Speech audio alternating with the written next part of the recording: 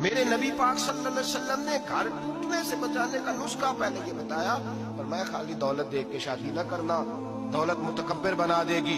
और खाली हुस्न देख के शादी ना करना, हुस्न आदमी को सरकश बना देता है। हुजूर क्या देखे? फरमाया दीन देख के शादी करना, अल्लाह तुम्हारे लिए बरकत पैदा फरमा देगा। दीन देख के निकाह करो, दीन देख के निकाह करो। महबूबा ये दीन वाला लफ्ज किसके लिए है?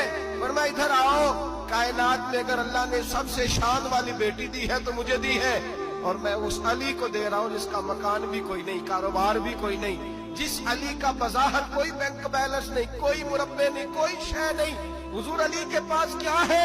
फरमाया मेरा अली इशा के बाद कुरान शुरू करता है तो फजर से पहले पहले खत्म कर देता है। मेरा अली सुबह की नमाज के वक्त तिलावत शुरू करता है तो जोहर से पहले कुरान मजीद पढ़ देता है। फरमाया रिस्क खाता है, थोड़ा खाता है पर हलाल का खाता है। फरमाया पाकीज़ा